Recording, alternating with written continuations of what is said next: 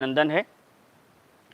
मैं डीएन मिश्रा आपको इस कोर्स में सी सेट के कोर्स में विशेषकर क्वांटिटेटिव एप्टीट्यूड या मैथमेटिक्स और दूसरा मेंटल एबिलिटी, इन दो पर विशेष फोकस करूंगा। इनके अलावा आप जानते हैं कि इनमें सी सेट के पोर्शन में कॉम्प्रिहेंशन एक बड़ा पार्ट है।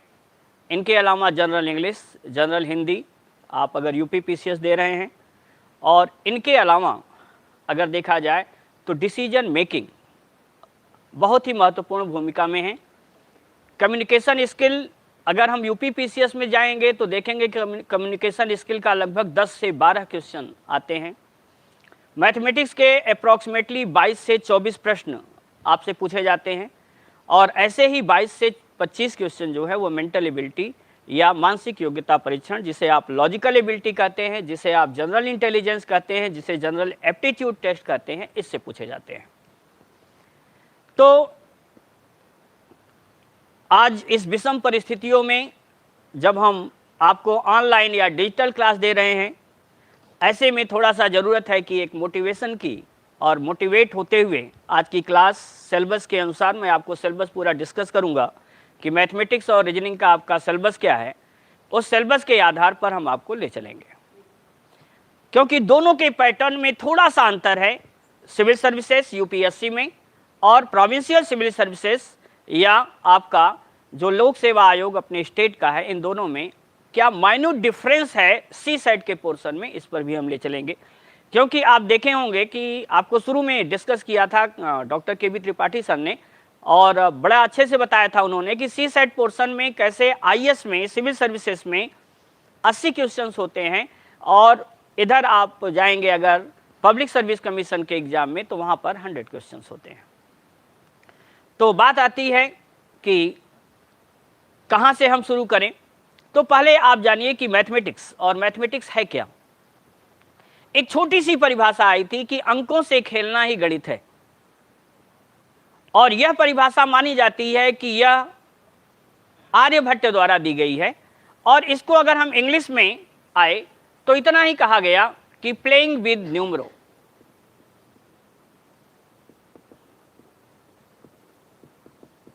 Playing with numbers is known as mathematics. क्या आपने कभी यह सोचा कि जैसे अगर हमें बरेली लिखना है तो हम BLY लिख देते हैं, अगर लखनऊ लिखना है हम LKW लिख देते हैं। लखनऊ की स्पेलिंग में LKW है, बरेली की स्पेलिंग में BLY है। लेकिन यहाँ जो नंबर शब्द है, उस नंबर की स्पेलिंग में अगर आपको शॉर्टकट में लिखना होता तो अक्सर आप लोग यूज करते हैं NO डॉट। कभी सोचा ये NO कहाँ से आया, जबकि नंबर के स्पेलिंग में कभी भी O नहीं आया। तो यह ध्यान रखिए कि न्यूमरो या जो लैटिन वर्ड है, इसके पहले अक्षर N और अंतिम अक्षर O के आधार पर हम नंबर को NO डॉट भी कहते हैं। अब मैथमेटिक्स में आप देख रहे हैं कि प्लेइंग विद न्यूमरो, और अंक क्या है, अंक केवल आपके मिले 0, 1, 2, 3, 4, 5, 6, 7, 8 और 9। बस इन्हीं अंकों से खेलना है, और इन अंकों से जो खेलेंगे दैट इज अरिथमेटिक। तो पहली शाखा आई मैथमेटिक्स की, वो रही अरिथमेटिक। इसके बाद भारतीय गणितज्ञों और यूनानी गणितज्ञों के दोनों के कॉम्बिनेशन से जो नई विधा आई वो रही ज्योमेट्री, ज्यामिति, जिसमें एक तरफ यूनानी गणितज्ञों में थेल्स, यूक्लिड, पाइथागोरस, इन लोगों का नाम प्रसिद्ध है। वैसे ही भारत में आर्यभट्ट, बारामीर और ब्रह्मगुप्त, इनका समकालीन नाम प्रसिद्ध है। और इन लोगों ने ज्योमेट्री का, जो आज सिंपल ज्योमेट्री का हिस्सा पढ़ते हैं, वह लगभग आप 70% उस समय तक विकसित हो चुका था। तो अरिथमेटिक के हिस्से में आप अगर देखेंगे प्लेइंग विद न्यूमरो ये क्या है, तो आप जानिए कि 1 से 9 तक के अंकों की खोज यह हमारे ही गणितज्ञों द्वारा, भारतीय गणितज्ञों द्वारा की जा चुकी है।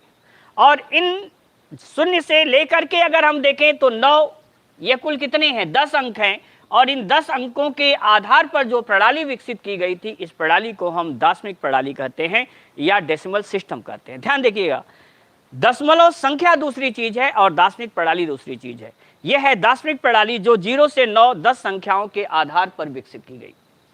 जो 1 से 9 तक के अंक हैं, इनकी खोज पूर्व वैदिक काल में हो चुकी थी, जबकि शून्य की खोज यह माना जाता है कि यह इसकी खोज उत्तर गुप्त काल की देन है। अब आप कहेंगे कि सर ये जो हमारे नंबर्स हैं, इन नंबर्स से गणित में कैसे सवाल और कहां तक सवाल हमारे पब्लिक सर्विस कमीशन या यूपीएससी में आते हैं, तो ये हमेशा ध्यान दीजिए 2 सवाल मिनिमम केवल इसी टॉपिक से हो जाते हैं। जैसे अगर मैं आपसे पूछूं कि पिछले ही आईएएस का सवाल एक बड़ा ही आसान सा था, स्टेटमेंट डाटा सफिशिएंसी टेस्ट का था, और उसमें था कि स्टेटमेंट दिया गया था कि दो नंबर्स सम नंबर्स आर डिविजिबल बाय 2, दूसरा था सम नंबर्स आर डिविजिबल बाय 3, और तीसरा था कंक्लूजन में दिया गया था कि दो that numbers always divisible by 6। देखिए यह एक कॉन्सेप्ट है, जाहिर सी बात है जो संख्या 2 से कटेगी, जो 3 से कटेगी, वह 2 और 3 के एलसीएम में 6 से भी अवश्य कटेगी। ऐसे ही एक पेज का आया था कि संख्याओं में 1 से लेकर के और 745 लगभग वहां तक के अंकों को लिखने में कुल कितने अंकों का प्रयोग किया जाएगा। तो तमाम न्यूमरल्स के ऐसे सवाल हैं कि जो हमारे केवल अंकों के आधार पर पूछे जाते हैं। तो पहले आइए हम अपने सिलेबस को डिस्कस करते हैं कि हमारा सिलेबस क्या है। और यह ध्यान रखें कि हमें यह कोई एसएससी, बैंक, रेलवेज की परीक्षा नहीं देनी है। इस परीक्षा में एकदम नॉर्मल सामान्य प्रश्न पूछे जाते हैं, कॉन्सेप्चुअल बेस्ड होते हैं। अगर आपका कॉन्सेप्ट क्लियर है तो सीसेट बेहद आसान है टॉपिक, और आपको जानते ही हैं कि केवल इसे क्वालिफाई करना है। इसलिए बहुत अधिक टेंशन लेने की जरूरत नहीं है कि बहुत कठिन पोर्शन है या कुछ है, कुछ नहीं होगा। तो कॉम्प्रिहेंशन पोर्शन से इतना मिल जाएगा कि आपका काम हो जाएगा।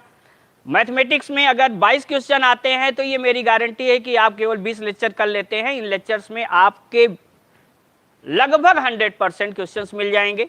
मेंटल एबिलिटी में भी ये गारंटी है। तो थोड़ा सा अपने आप को एकदम आसान करिए और पढ़िए आराम से। ध्यान दीजिए, यहाँ पहला हम इसको 4 यूनिट में बांटे हैं कोर्स को। यूनिट फर्स्ट आपकी है जिसमें आपको पहले पढ़ना है नंबर सिस्टम, संख्या पद्धति, और इस संख्या पद्धति में लगभग 3 से 4 सवाल आपके मिल जाएंगे। दूसरा बेहद आसान थोड़ा सा हिस्सा पढ़ना है, और यह है आपका square root and cube roots.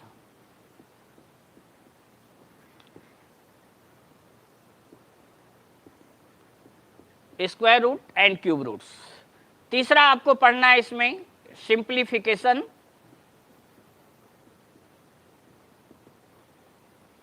जिसे आप कहते हैं सरलीकरण, एक आध सवाल आते हैं। फोर्थ हाफ इसमें पढ़ना है आपको एलसीएम एंड एचसीएफ, मीन्स लघुत्तम समापवर्ती और महत्तम समापवर्तक। इनके अलावा आपका 5वां पोर्शन इसमें है इंडिसेस या घातांक का। बस आपको पहले यूनिट में मात्र इतना पढ़ना है। जो सेकेंड यूनिट होगी, इस सेकेंड यूनिट में आपको पढ़ना है percentage, profit and loss,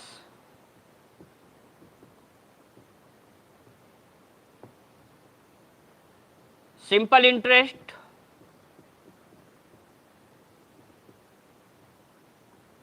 compound interest,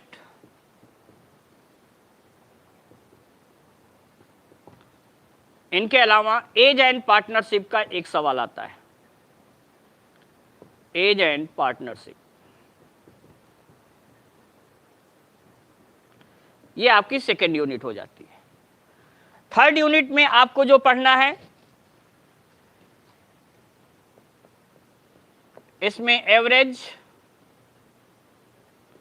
पिछले आईएएस में भी 2 सवाल था इस पर, रेशियो एंड प्रोपोर्शन,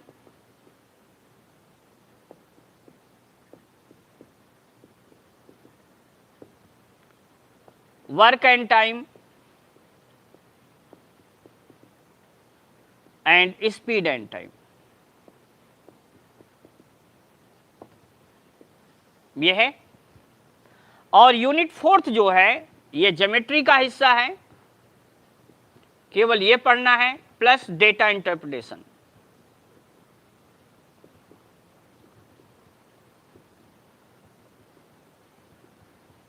बस ये है आपका पूरा मैथमेटिक्स का सिलेबस।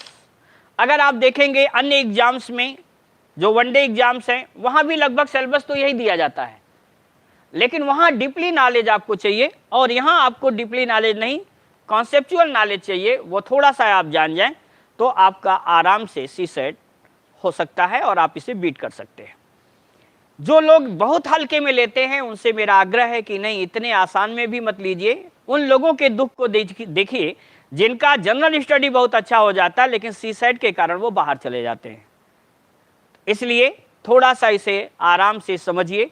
और यही नहीं, ये आपका जो पोर्शन है वह आगे समीक्षा अधिकारी जो परीक्षा है उसमें भी काम आएगा। तमाम ऐसी परीक्षा हैं स्टेट की, वहां भी थोड़ा सा आपको काम आएगा। तो इन्हें थोड़ा सा थारोली आप अध्ययन करना शुरू करें। आइए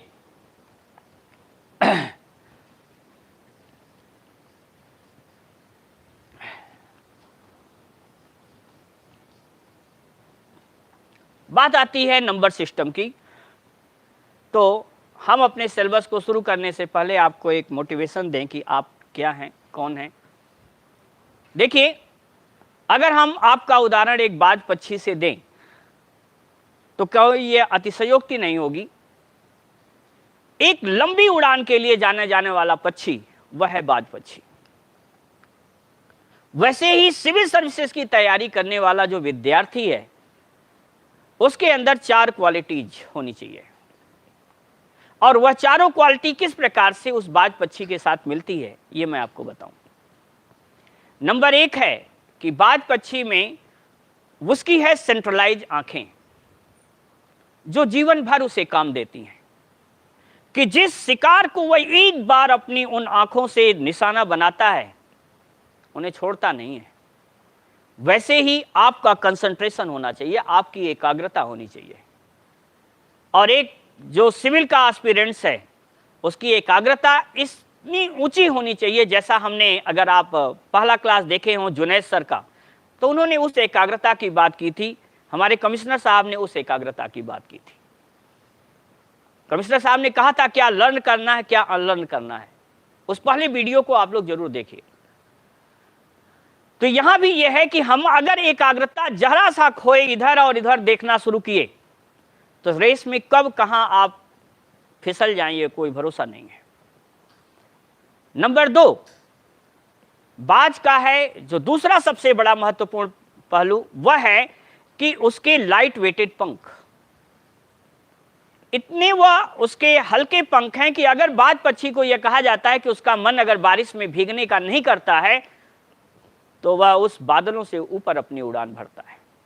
ऐसे ही हमारे अंदर वह जज्बा होना चाहिए, वह उमंग और तरंग होनी चाहिए कि नहीं, अगर हमें जुनून होना चाहिए कि हमें बनना है तो आईएएस बनना है, पीसीएस बनना है, इससे इधर उधर हमें नहीं देखना है। तो आपकी उड़ान जो आपने एक बनाई है, अपना जो लक्ष्य बना है, वह बहुत ही ऊंचा है, बादलों से ऊंचा है। तो उस उड़ान को प्राप्त करने के लिए आपकी एकाग्रता हमेशा अपने लक्ष्य को निर्धारित रखिए कि हमें क्या बनना है। नंबर 3, उस बाज पक्षी का है पंजे। वह ग्रिप जिस अपने शिकार को एक बार बना लेता है, जिस पर वह रख देता है पंजा, फिर वह शिकार उसका कभी उठता नहीं है।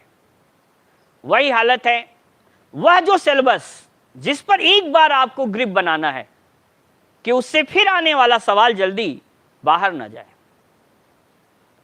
और चौथा क्या है, हमने पहला बताया आंख, दूसरा बताया लाइट वेटेड पंख, तीसरा बताया उसके पंजे, और चौथी है उसकी चोंच। चोंची वह धैर्य है जो बार बार टूटता है हमसे भी। और यहां पर वह धैर्य उसका भी कैसे टूटता है कि लगभग आधी, जो एक बाज पक्षी की लगभग उम्र 60 से 65 साल होती है, जो हमारी लगभग उम्र के बराबर है, औसत उम्र के बराबर है, वह बाज पक्षी जब 25 से 30 वर्ष की आयु में पहुंचता है तो जानते हैं कि उसकी चोंच का अगला हिस्सा जो है टेढ़ा हो जाता है।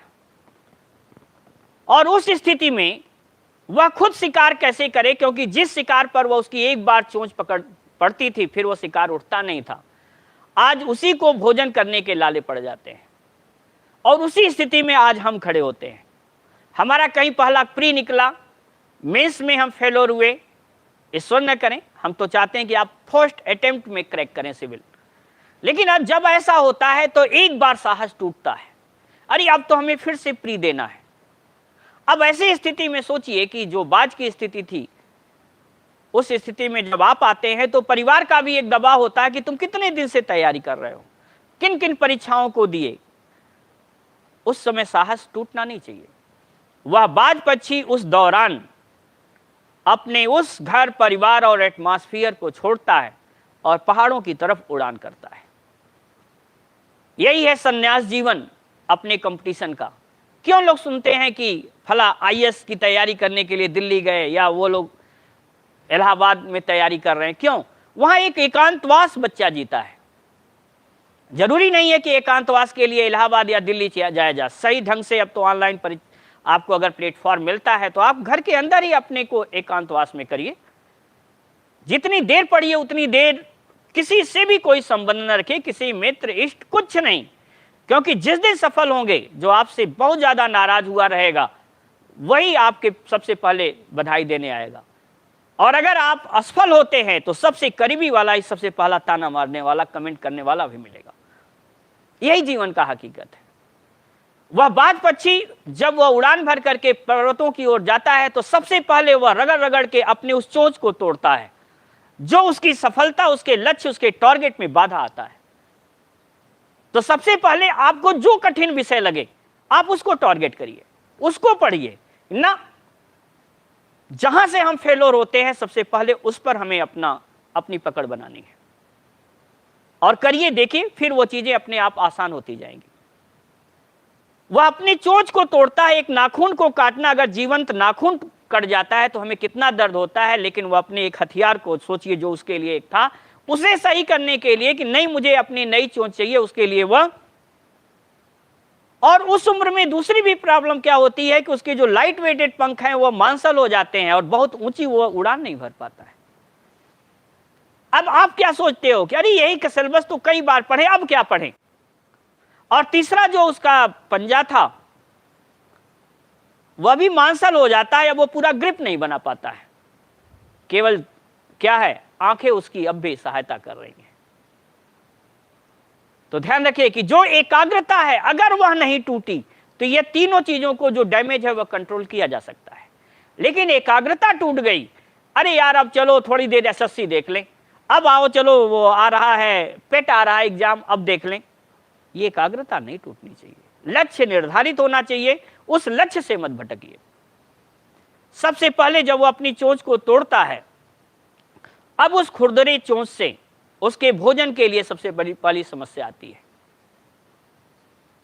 और धीरे धीरे वह अपने पंख को ही एक एक करके अलग करता जाता है और उस दौरान वह धीरे धीरे पर्वत की कंदराओं में जाता है। क्यों? क्योंकि उसे लगता है कि जब हम उड़ नहीं पाएंगे तो छोटे छोटे जानवर भी हमें शिकार बना लेंगे, जबकि अपने से 10 गुना वजन के शिकार को वह खुद करता था। वहां से वह निकलता है, अपने पंख को खा जाता है या निकाल देता है और 30 से 35 दिनों बाद जब उसके पंख आ जाते हैं तब वह सबसे बड़ा अटैक करता है। और कहां? अपने पंजों पर। उस मांसल पंजों को वह खा जाता है और वह जो मांस उससे निकलता है, सोचिए वह सबसे जीवन का कठिन समय होता है। और उस दौरान वह हर 2 मिनट, कहिए क्या 1 मिनट बाद, 30 सेकंड बाद वह फुदकता है। क्यों? क्योंकि जानता है कि अगर पैरों में इस समय चींटियां लग गई तो फिर ये पंजे नए नहीं होंगे। और सबसे अंदर वह कंदराओं में अपने उन लगभग 20 से 22 दिनों को काटता है। लेकिन 60 से 65 दिनों बाद फिर वही बाज पक्षी अपने नए पंजे, नए पंख, नई चोंच के साथ फिर वह आसमान में वैसे ही उड़ान भरने के लिए तत्पर होता है। वही हालत हमारी और आपकी है। जिस दिन आप सफल होंगे आपके पास सब कुछ नया सवेरा होगा और उस दौरान आप देखेंगे कि वह सभी लोग जो आपके एक तरह से कमेंट करने वाले थे वो सभी आपके लिए सकारात्मक पहलू हैं। जो आपको डांटता रहा होगा, हमेशा कमेंट करता, वो कहेगा अरे मैंने इसे इतना डांटा और इतना डांटा नहीं होता तो ये पढ़ा नहीं होता और ये सफल नहीं हुआ होता। इसलिए मेरे प्रतियोगी भाइयों, एक लक्ष्य निर्धारित करो और कोशिश करो कि नहीं फर्स्ट अटेम्प्ट में क्रैक हो, ऐसी स्थिति ही ना आए जो बाज की वो आई थी। तो आइए हम लोग शुरू करते हैं अपने सिलेबस की तरफ। नंबर सिस्टम, मैंने आपको पहले ही बताया कि हमारे अंक जो हैं वह 0 से 9 हैं और उन 9-10 संख्याओं के आधार पर जो प्रणाली विकसित की गई वो प्रणाली थी दार्शनिक प्रणाली। और उन दार्शनिक प्रणाली में पहले आपको जानना चाहिए कि भाई भारत में इनका विकास कैसे हुआ। मैंने आपको बताया कि 0 से 9 तक के अंकों का विकास भारतीय गणितज्ञों द्वारा किया गया था, जिसमें 1 से 9 तक के अंकों की खोज पूर्व वैदिक काल में की जा चुकी थी, जबकि शून्य की खोज उत्तर गुप्त काल में हुई। और इन 10 संख्याओं के आधार पर जो प्रणाली विकसित की गई उसे हम दार्शनिक प्रणाली कहते हैं। जो इंग्लिश मीडियम के स्टूडेंट है वो भी जाने, we know that the numbers from 0 to 9 they are invented by Indian mathematician and in which the numbers from 1 to 9 they are invented in pre-Vedic period, while 0 invented in post-Gupta period, वह आर्यभट्ट का लगभग समय। अब आइए, the numbers included from 0 to 9 on the basis of the 10 numerals, the system which was developed was known as decimal system. And you have to know that Arabians are the first foreigners who uses these numerals at international level. आपको यह जानने की आवश्यकता है कि अरबवासी प्रथम विदेशी थे जिन्होंने इन अंकों का प्रयोग कहां किया, इंटरनेशनल या अंतरराष्ट्रीय रूप में किया, और वे इसे हिंदसा कहते थे। आ भी चुका है यह सवाल, क्या कहते थे, हिंदसा कहते थे। और यूरोपियन इसको अरेबियन से सीखे और वे इसे कहते थे Hindu Arabic numerals, Hindu Arabic numerals. तो ध्यान रखिएगा, जब पूछा जाए यूरोपियन ने किससे सीखा, अरबियन से सीखा, इसका मतलब है कि पहले हमारा ज्ञान अरबियन के साथ सबसे पहले साझा हुआ। अब बात आती है कि नंबर्स जो आज हम पढ़े हैं, जब आप प्राथमिक में थे तब आपने पढ़ा नेचुरल नंबर्स, वहां पढ़ा इवन नंबर्स, ऑड नंबर्स, फिर आगे बढ़े तो प्राइम नंबर्स आया, और आगे बढ़े तो को प्राइम नंबर्स आया, और आगे बढ़े ट्विंस प्राइम आया, फिर आगे आए तो फिर हमें रैशनल और इरेशनल बताया गया। इंटरमीडिएट में पहुंचे तो हमें रियल और इमेजिनरी बताया गया, और वहां कॉम्प्लेक्स नंबर की एक नई अवधारणा सामने आई। तो अगर हमें डिस्ट्रीब्यूशन करना हो कि नंबर्स को हम कैसे डिस्ट्रीब्यूट करें, तो मैं अपनी क्लासेस में अक्सर ये देखा हूं कि 95% स्टूडेंट्स को आज भी अगर पूछा जाए कि आप नंबर्स को एक सिस्टमेटिक ढंग से डिस्ट्रीब्यूट कर दीजिए, तो वह डिस्ट्रीब्यूशन नहीं आता। आइए आज से जानिए, क्योंकि रोजाना नया ज्ञान हमें भी प्राप्त होता है, आपको भी प्राप्त होना चाहिए कि अगर हमें न्यूमरल्स को डिस्ट्रीब्यूट करना हो तो कैसे करेंगे। और मैं आपको बताऊं, केवल इसी डिस्ट्रीब्यूशन से आपके 2 सवाल पक्के हैं। आइए इस पर फोकस करिएगा, जरा सा ध्यान दीजिएगा, है ना, ये चार्ट दिखना चाहिए। ये हमारा सी सेट का क्लास है। Numbers these are of 2 types, real and imaginary.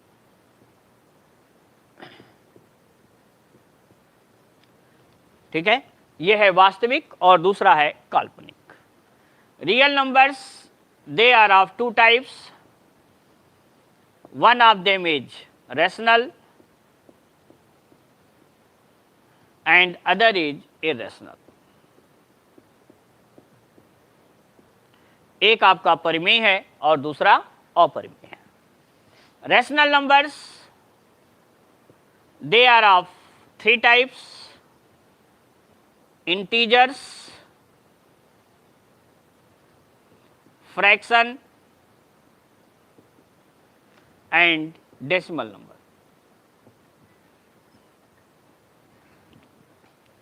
Integers, अगर ये ना दिखाई दे तो थोड़ा सा इसको हम इधर कर दें, कोई दिक्कत? दिख रहा है? ठीक। Integers 0 positive integers and this is negative integer. Fraction ये है proper fraction, improper, mixed and composite fraction. कहीं कहीं कुछ गणितज्ञों ने इसे कॉम्प्लेक्स करके लिखा है, ऐसा है नहीं, ये कंपोजिट या जटिल भिन्न इसे आप कहते हैं।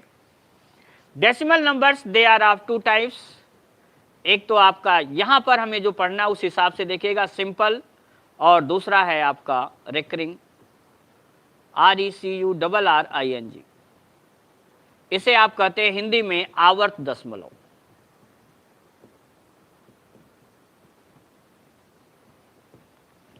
ठीक, जीरो और पॉजिटिव इंटीजर्स को जब हम मिलाते हैं तो इसे हम कहते हैं होल नंबर्स, पूर्ण संख्याएं। और ये जो पॉजिटिव इंटीजर्स हैं इन्हीं को हम क्या कहते हैं, नेचुरल नंबर्स, या इसे हम कहते हैं प्राकृतिक संख्याएं। और नेचुरल नंबर्स जो हैं वो दो प्रकार के, इवन एंड ऑड, सम और विषम। सम संख्याएं दो प्रकार की, प्राइम जिसे हम कहते हैं अभाज्य संख्या, और कंपोजिट जिन्हें हम कहते हैं भाज्य संख्या। ऐसे ही ऑड नंबर्स ये तीन प्रकार के, प्राइम, वन एंड कंपोजिट।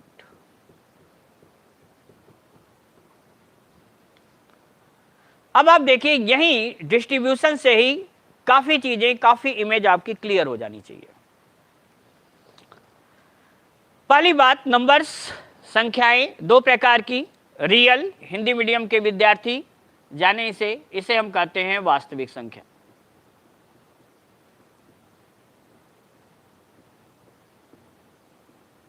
और इमेजिनरी यह है काल्पनिक संख्या।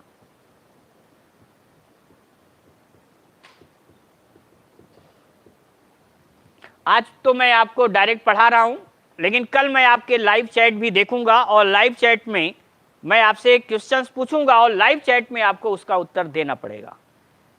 तो लाइव चैट में कल से इधर उधर की बातें नहीं होनी चाहिए।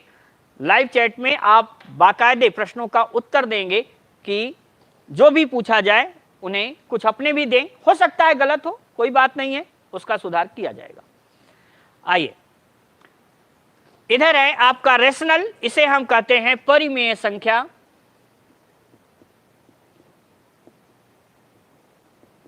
और इरेशनल को हम कहते हैं अपरिमेय संख्या। तो आइए हम लोग डिस्कस करते हैं, और वन बाय वन जहां हिंदी की जरूरत होगी वो हम आपको बता देंगे। पहली बात, रियल नंबर्स क्या है, वास्तविक संख्याएं क्या हैं, व्हाट आर रियल नंबर्स।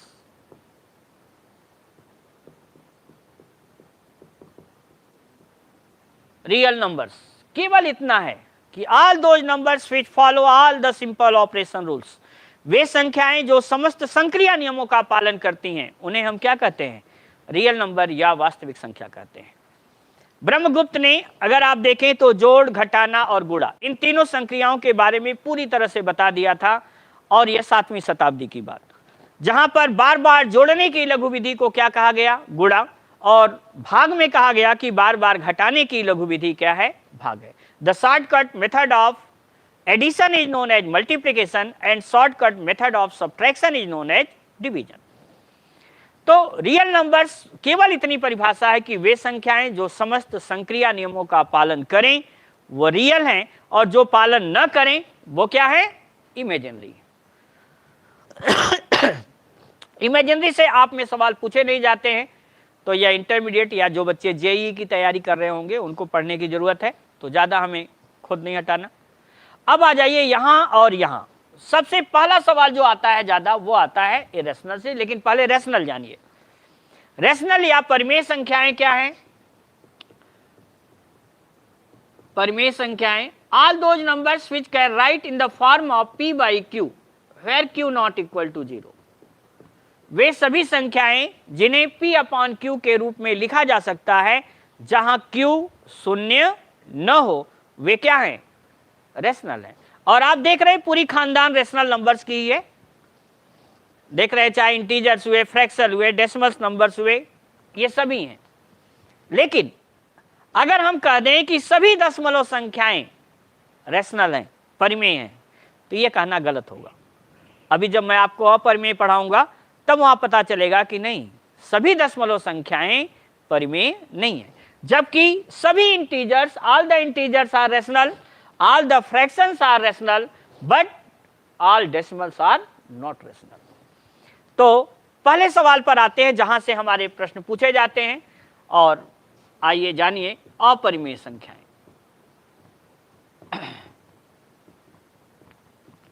या इसे हम क्या कहते हैं? Irrational numbers. मैंने आपको परिभाषा बताया, रेशनल की बताया कि all those numbers which can write in the form of p by q where q not equal to 0 are known as rational number. Rational का अपोजिट क्या है? इरेशनल है, इसलिए इरेशनल को क्या कहेंगे? All those numbers which can't be write in the form of p by q, जिन्हें हम p अपॉन q के रूप में नहीं लिख सकते हैं, वे क्या है? इरेशनल है। अब इसका पहला एग्जांपल देखिए, all the physical and proportional constants, जितने भी भौतिक और आनुपातिक स्थिरांक होते हैं, वे क्या है? इरेशनल है। और भौतिक और आनुपातिक स्थिरांक एक चीज है और सार्वत्रिक नियतांक दूसरी चीज है, यूनिवर्सल कांस्टेंट दूसरी चीज है। ध्यान रखिएगा, जैसे है पाई, ईटा, सिग्मा, एप्सिलॉन, जी, ये सब क्या है? These are physical and proportional constants, इसलिए ये सभी क्या है? इरेशनल। अक्सर सवाल पूछा जाता है पाई के बारे में, एक नहीं 5 से अधिक बार पीसीएस में पूछा जा चुका है।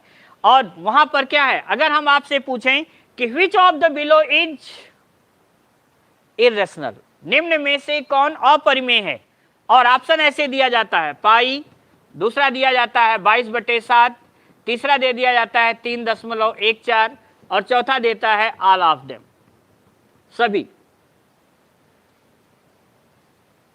अगर आप माइन्यूटली नहीं जानते हैं, कॉन्सेप्ट क्लियर नहीं है, तो आप उत्तर यही मार देते हैं ऑल, सभी। गलत है, यहां केवल और केवल पाई है। पाई क्या है? एक प्रोपोर्शनल कांस्टेंट है, ठीक है, परिधि और व्यास के बीच एक अनुपात है। यह अनुपात लगभग 22:6.98732, ये लगभग है, एग्जैक्ट 22:7 नहीं है, ध्यान रखिएगा। और यही कारण है कि आप जो कुछ भी वैल्यू, जो एज्यूम्ड वैल्यू है, जिनके एग्जैक्ट मान नहीं होते हैं, तो क्वेश्चन के अंत में लिखा होता है let pi is equal to 22/7, let pi is equal to 3.14, यह ध्यान रखिएगा। इसलिए इसका मान, यह केवल पाई क्या है? इरेशनल, जबकि यह p by q का फॉर्म है, q नॉट इक्वल टू 0 है, इसलिए यह क्या हो गया? रेशनल।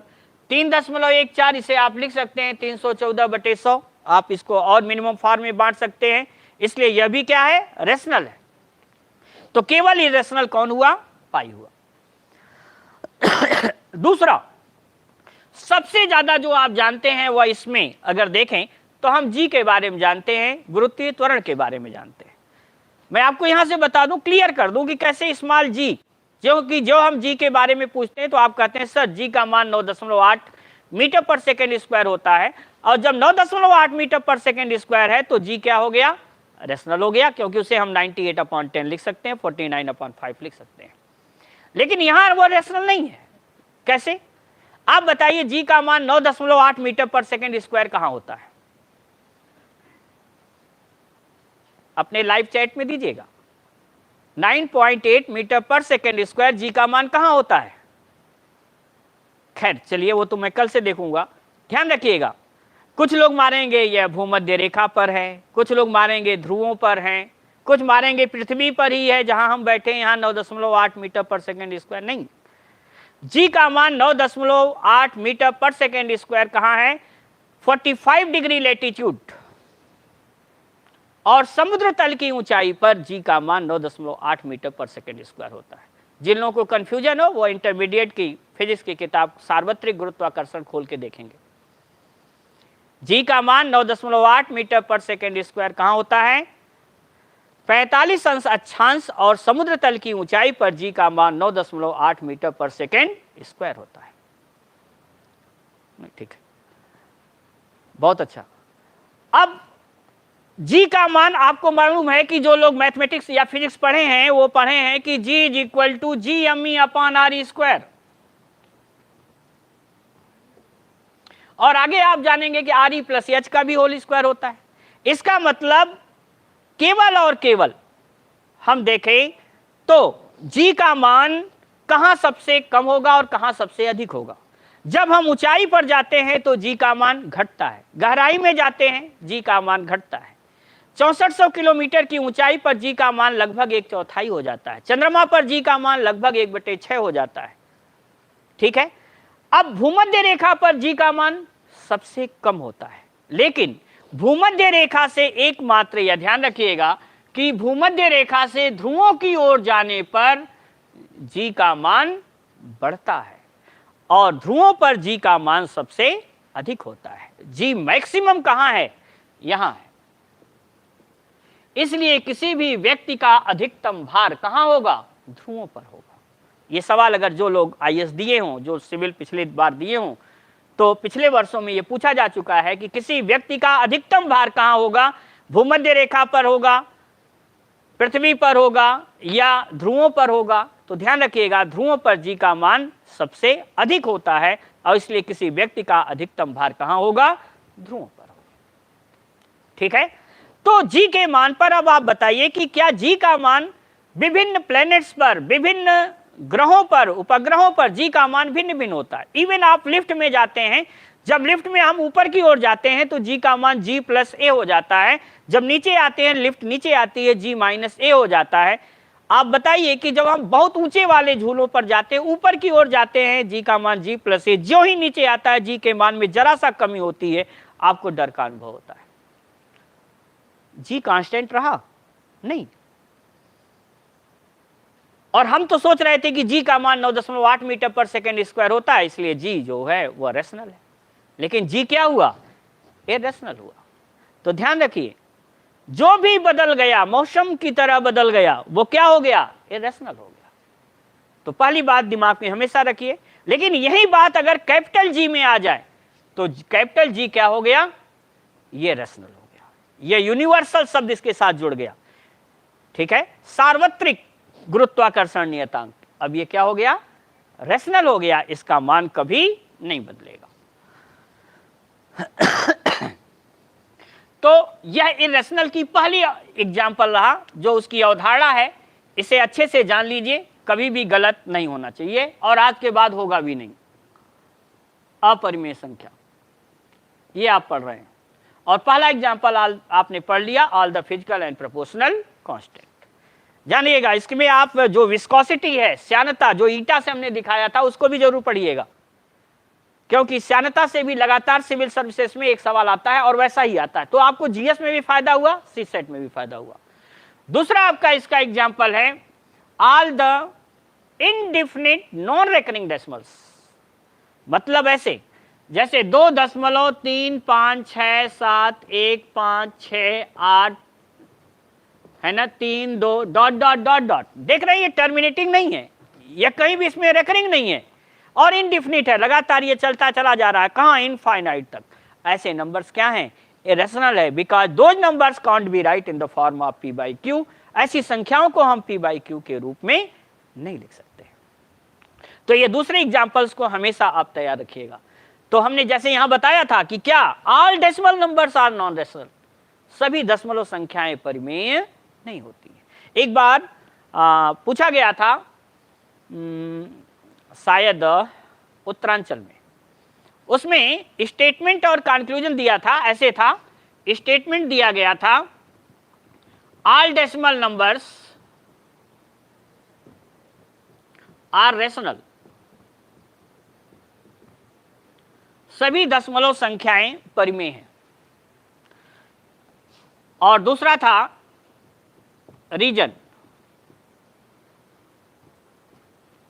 आर, ये था ए। यहां था all decimal numbers can write in the form of p by Q where q not equal to 0। सभी दशमलव संख्याएं p अपान q के रूप में लिखी जा सकती हैं जहां q का मान 0 न हो, जबकि कथन क्या था कि सभी दशमलव संख्याएं परिमेय हैं। अब यहां पहला ऑप्शन दिया गया a and r both are true, a और r दोनों सत्य हैं, and r explains to a, और r a की व्याख्या करता है। दूसरा रहा a and r both are true, a और r दोनों सत्य हैं, r does not explain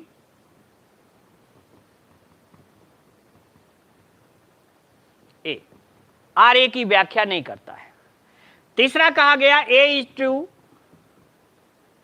r is wrong, a सत्य है लेकिन r असत्य है, r गलत है। और चौथा दिया गया a and r both are wrong, a और r दोनों गलत है। अब जरा सोचिए आपका उत्तर क्या होगा। तो ध्यान दीजिए, कहा गया सभी दशमलव संख्याएं परिमेय हैं। क्या यह बात सही हुई? अभी अभी मैंने बताया कि नहीं, सभी दशमलव संख्याएं परिमेय नहीं है। यह भी तो एक दशमलव संख्या है और यह क्या है? अपरिमेय। इसलिए ये क्या हो गया? गलत। यह कहना कि all decimal numbers are rational, all शब्द लगा है, सर्वव्यापी स्टेटमेंट है, इसलिए यह गलत हुआ। दूसरा कहना इसका कि सभी दशमलव संख्याओं को p अपान q के रूप में लिखा जा सकता है, यह भी गलत हो गया, क्योंकि इस संख्या को, यह दशमलव संख्या, इसे हम p बाई q के फॉर्म में नहीं लिख सकते। मैं आपको बताऊं 85% लोग उत्तर ही मारते हैं, ठीक है। 14.7% लोग उत्तर बी मारते हैं, जो दूसरे सबसे चालाक बनते हैं, और मात्र दशमलव कुछ लोग ही इसको उत्तर मारते हैं, डी को, जिसकी संभावना लोगों की कम से कम है, लेकिन उनके कॉन्सेप्ट्स क्लियर हैं। और ये कौन है? डी है। जब आप पेपर देके निकलेंगे ना तो ए वाले सबसे ज्यादा मिलेंगे, आप भी हताश होंगे अगर आपने डी उत्तर मारा है तो। लेकिन एक बच्चा जिसने एक्सप्लेन कर दिया कि नहीं देखो ऐसे ऐसे है, अभ्युदय की पहली क्लास को देखो, तुरंत वह मान जाएगा। गणित एकमात्र ऐसी विषय है जिसमें अलग से किसी एविडेंस की आवश्यकता नहीं होती है। जो बताता है दूसरा, और दूसरा व्यक्ति जो एक बताता है, दूसरा अपने आप मान लेता, हाँ मैं गलत हूं तुम सही हो। यही मैथमेटिक्स है। अब आइए इससे आगे हम लोग चलते हैं एग्जाम्पल 3 पर, इस पे रेशनल इरेशनल के एग्जाम्पल नंबर 3 पर। आपने पहला पढ़ लिया, all the physical and proportional constant they are irrational. दूसरा आपने पढ़ा कि all indefinite non recurring decimals, अनावर्त अनिश्चित दशमलव, ये भी क्या है? अपरिमेय। और तीसरा जानिएगा nth root of prime numbers.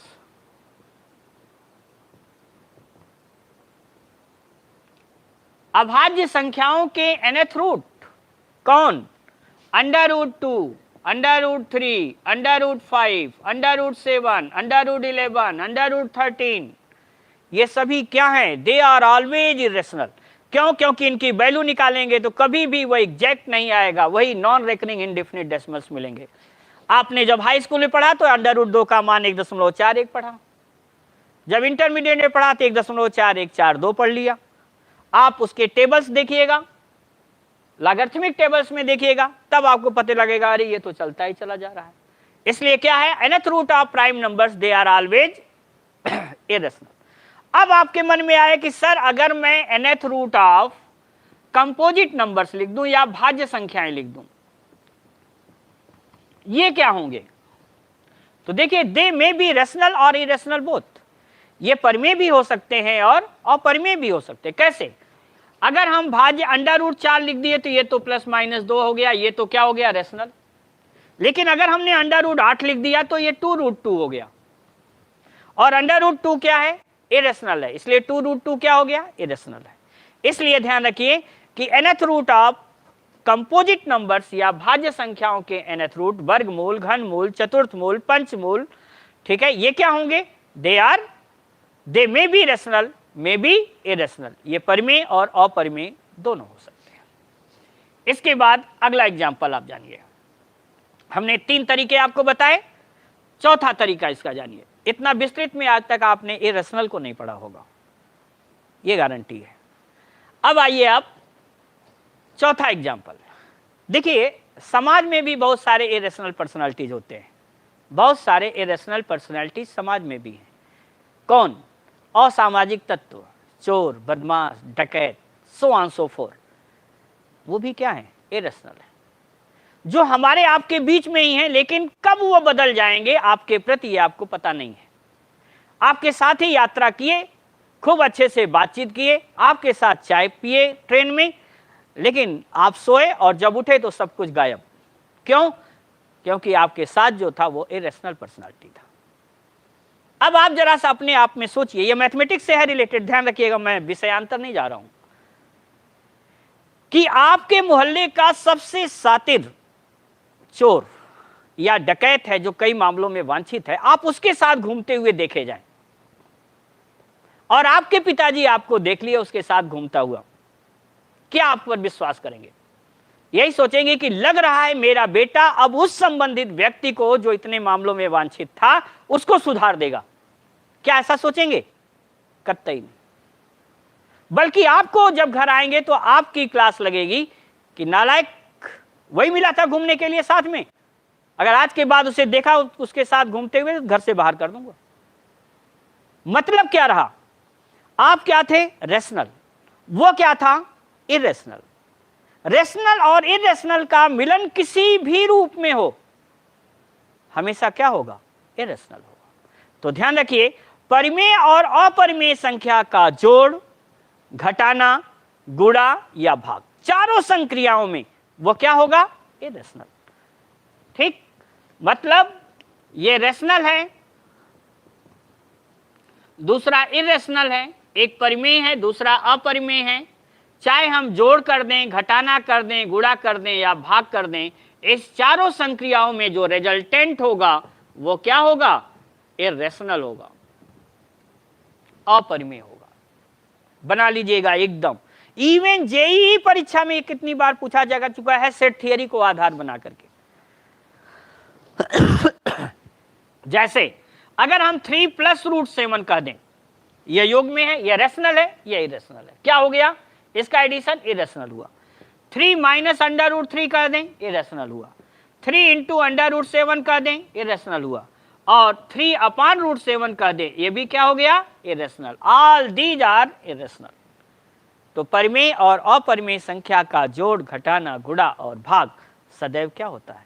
Irrational या अपरिमेय होता है। ठीक, तो ये इरेशनल के हमारे 4 एग्जांपल्स, इससे एक भी सवाल बाहर नहीं आएगा। आप देख लीजिएगा, अपना खुद बुकलेट उठाइएगा, देखिएगा कि क्या इस कॉन्सेप्ट के बाहर कभी कोई सवाल पूछा गया? नेवर, कभी भी नहीं। अब इससे आगे चलिए। अब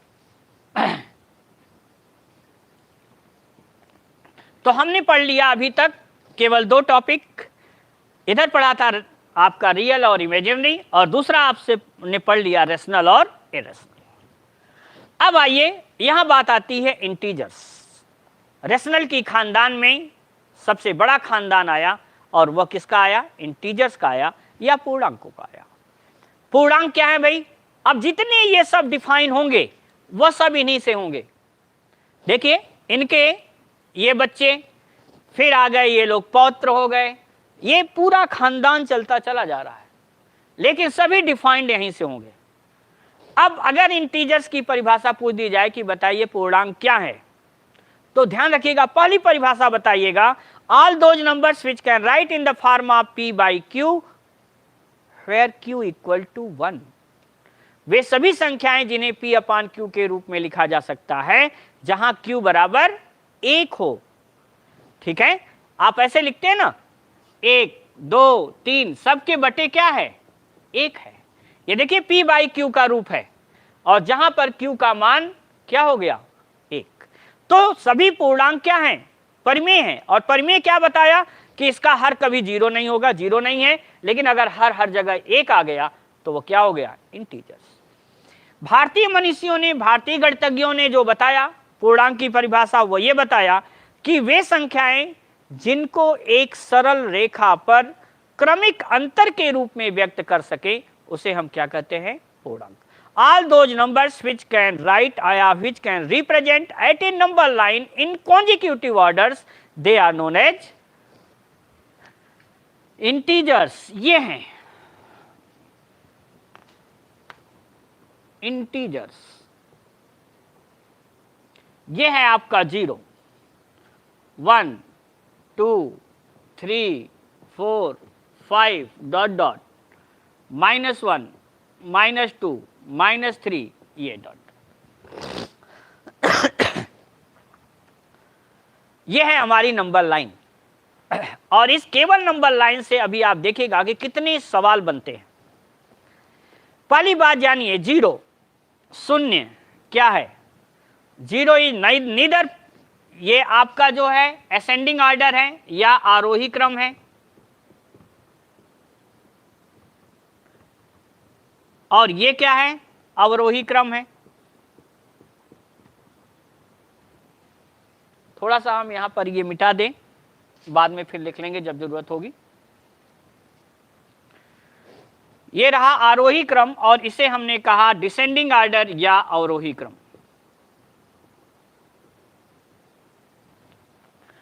तो यहां शून्य क्या है? ध्यान रखिए, यहां से जो आपके 1, 2, 3, 4 है ये धनात्मक पूर्णांक हैं, दे आर पॉजिटिव इंटीजर्स, और इधर जो है दे आर नेगेटिव इंटीजर्स, ये हैं ऋणात्मक।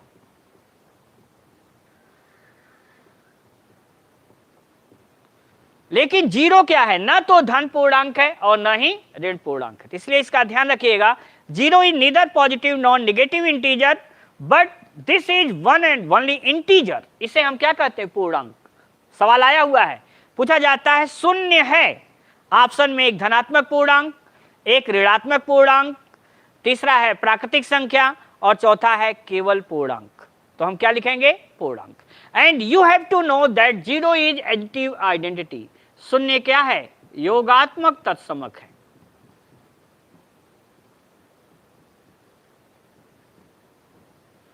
Additive identity, 0 is additive identity, जिसे किसी भी संख्या में जोड़ने पर इसके मान पर कोई प्रभाव नहीं पड़ता है। ठीक है, 5 + 0 5, 7 + 0 7, -5 + 0 -5। दूसरी बात आती है, शून्य को अगर हम हटा दें तो शून्य के बाद क्या आता है? 1 पॉजिटिव इंटीजर्स में। अब 1 क्या है? ध्यान रखिएगा, जब हमने यहां पर डिस्ट्रीब्यूशन किया था तो देखिए यह 1 है। 1 is neither prime nor composite number, but this is the least odd natural number. एक न तो भाज्य है न ही अभाज्य है, बल्कि यह सबसे छोटी क्या है? विषम प्राकृतिक संख्या है।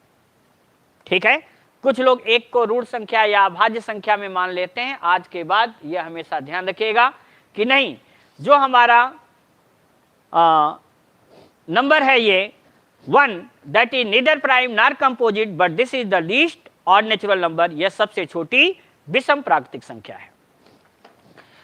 अब 1 को हम दूसरे रूप में कहते हैं गुणात्मक तत्समक। गुणात्मक तत्समक, इसे इंग्लिश में कहते हैं मल्टीप्लिकेटिव आइडेंटिटी। वह संख्या जिसका किसी भी संख्या में गुणा करने पर उसके मान पर कोई प्रभाव नहीं पड़ता है, इसे हम क्या कहते हैं? गुणात्मक तत्समक या मल्टीप्लिकेटिव आइडेंटिटी। यही जब गुणात्मक प्रतिलोम पूछा जाए, ध्यान रखिएगा, गुणात्मक प्रतिलोम तो कुछ नहीं, 1 संख्या, जो भी संख्या दी गई है उसको रिवर्स कर लीजिए, न्यूमरेटर को डिनोमिनेटर में, डिनोमिनेटर को न्यूमरेटर में, लेकिन साइन चेंज मत करिएगा। जैसे 3/5 का गुणात्मक प्रतिलोम पूछा जाए तो कितना होगा? 5/3। -7/5 का गुणात्मक प्रतिलोम पूछा जाए तो क्या लिखेंगे? -5/7, चिन्ह नहीं बदलेगा। ओके, और योगात्मक तत्समक में केवल इतना, योगात्मक प्रतिलोम में केवल इतना अंतर होता है, वहां चिन्ह बदल जाता है। जैसे योगात्मक प्रतिलोम 5/7 का पूछा जाए तो -5/7 होगा, -7/5 का योगात्मक प्रतिलोम पूछा जाए तो +7/5 होगा, केवल चिन्ह बदल जाता है। इसे कहीं आप नोट जरूर कर लीजिएगा।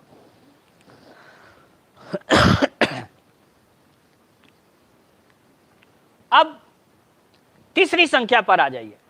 तीसरी संख्या क्या है? 2। 2 क्या है?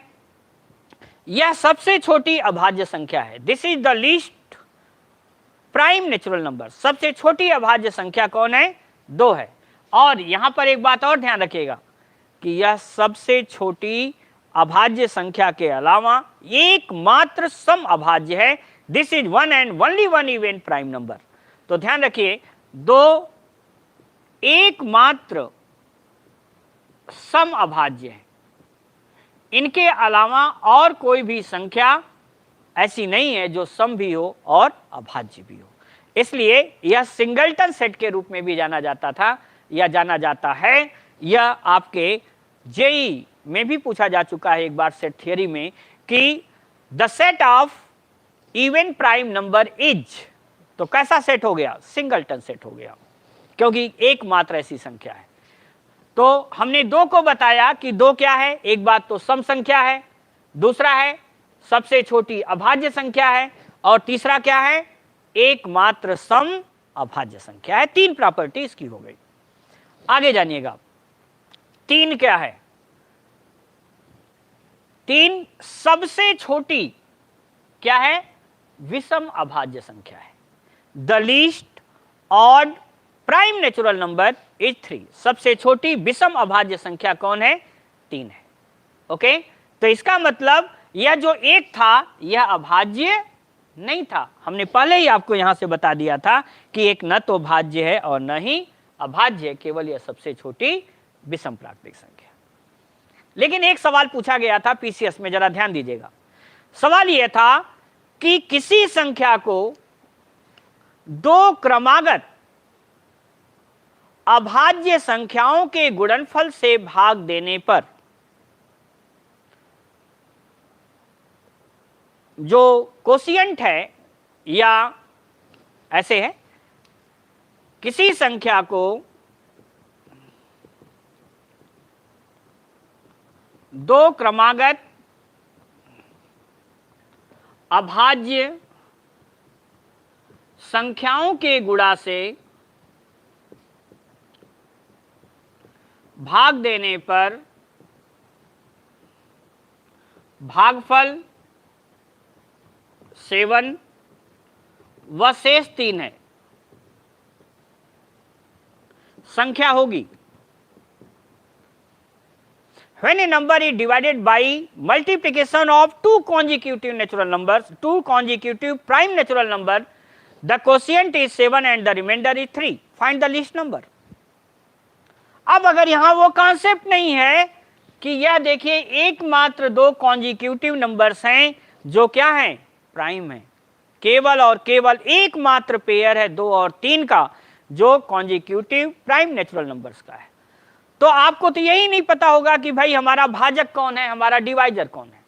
तो ये ध्यान रखिएगा, भाजक कौन हो गया? 2 गुणे 3, और भागफल कितना आया? 7। शेषफल कितना आया? 3। संख्या क्या हो गई? 6 सते 42 प्लस 3 45। ये है आपका कॉन्सेप्ट, ये कॉन्सेप्चुअल है। ठीक है। अब 4 पर आइए। 4 क्या है भाई? 4 सबसे छोटी भाज्य संख्या। The least composite number is 4। सबसे छोटी भाज्य संख्या 4 है। यह पहली ऐसी संख्या है जो 1 और स्वयं के अलावा अन्य किसी संख्या से पूर्णतया विभक्त हो जाएगी।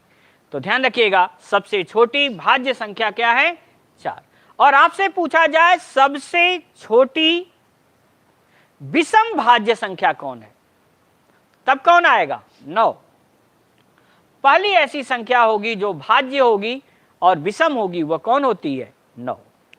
ठीक है, क्योंकि पहले को हमने बताया था 1 यह न तो भाज्य है न यह अभाज्य है। फिर 3 क्या है? अभाज्य है। 5 अभाज्य है। 7 अभाज्य है। लेकिन 9 क्या है? यह भाज्य है, जो 1 और स्वयं के अलावा यह 3 से भी पूर्णतया विभक्त होता है। तो संख्याओं के ये कॉन्सेप्ट्स आपको इनसे लगा। अब आपसे पूछा जाए कि भाई इनमें सबसे बड़ा धन पूर्णांक कौन है? The greatest natural number. तो सबसे बड़ा जो भाज्य वह सबसे बड़ी जो प्राकृतिक संख्या पूछी जाए या सबसे बड़ी संख्या पूछी जाए, धनात्मक संख्या पूछी, द ग्रेटेस्ट निगेटिव इंटीजर, सबसे बड़ा ऋण पूर्णांक कौन है? -1। इसे माइनस इनफाइनाइट मत मार दीजिएगा, जितना इधर होते जाएंगे उतना छोटा होता जाएगा, इसलिए सबसे बड़ा ऋण पूर्णांक कौन है? -1 है। तो इतने कॉन्सेप्ट्स ये आ गए केवल और केवल पूर्णांक पर, इंटीजर्स। इंटीजर्स में और भी हैं, इंटीजर्स के गुण अगर आप पढ़ें, प्रॉपर्टीज ऑफ इंटीजर्स, तो प्रॉपर्टीज ऑफ इंटीजर्स में जो आते हैं वह प्रॉपर्टीज ऑफ इंटीजर्स में आपका आता है closure property, commutative law, associative law, distributive law and cancellation law, ये आता है। तो अब ये आप सौभाग्य मनाइए कि आपके यशस्वी मुख्यमंत्री योगी आदित्यनाथ जी ने आपको एक बेहतरीन प्लेटफॉर्म दिया जहां पर इस तरह की तैयारी हो रही है। आपका लेक्चर मुझे कैसा लगा इसे आप जरूर एक बार लिखिएगा, हमें भी लगेगा कि थोड़ा सा कि आपको पसंद आ रहा है या नहीं आ रहा है, जैसा भी हो, कि आपको पसंद आ रहा है या नहीं आ रहा है, जैसा भी हो। अब आइएगा, हम आते हैं इंटीजर्स के बाद फ्रैक्शंस में।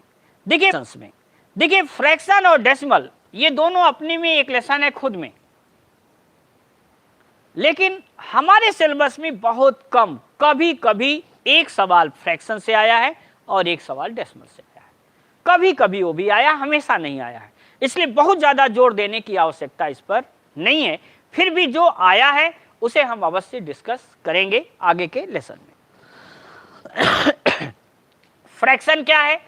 All those numbers which can write in the form of p by q where q greater than 1, वे सभी संख्याएं जिन्हें हम p/q के रूप में लिख सकते हैं जहां q का मान 1 से बड़ा हो। किसके अनुसार परिभाषा दे रहे हैं?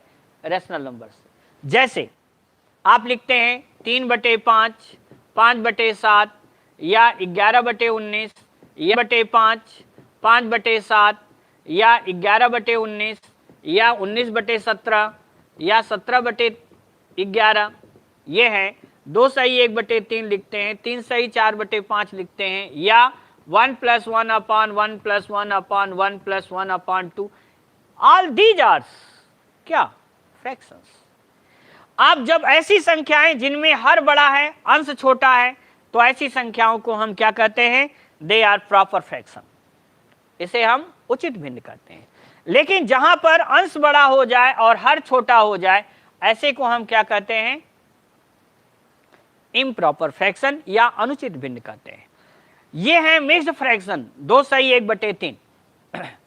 और यहां पर यह ध्यान दीजिएगा, इन दोनों के बीच में कौन सा चिन्ह छिपा है? +2 + 1/3, जिसमें पूर्णांक भी है और प्रॉपर फ्रैक्शन भी है। और ये क्या है? ये है जटिल भिन्न, दीज आर कंपोजिट फ्रैक्शन। भिन्नों का भिन्न जटिल भिन्न कहलाता है।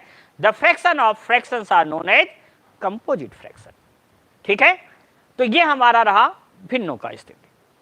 अब भिन्न में आपको हम प्रॉपर, आप में जो आता है कोर्स में वह ध्यान रखिए, केवल आता है प्रॉपर फ्रैक्शन, और एक सवाल कभी कभी आता है वह कंपोजिट फ्रैक्शन से। ये दोनों पर हम आगे डिस्कशन करेंगे और अच्छे से करेंगे, इसके बारे में चिंता न करें।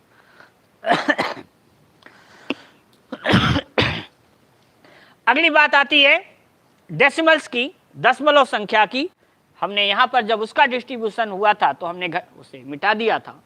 और दशमलव में है कि 2 प्रकार के दशमलव, एक पहला था सामान्य दशमलव, जैसे हम लिख दें 2.3, 4.56, 7.89। एक तो यह है आपका सामान्य दशमलव जिसका जोड़, घटाना, गुणा, भाग लगभग सभी लोग जानते हैं। लेकिन दूसरा इसका पार्ट है जो कहलाता है रेकरिंग डेसिमल्स। रेकरिंग डेसिमल, इसे हम कहते हैं आवर्त दशमलव।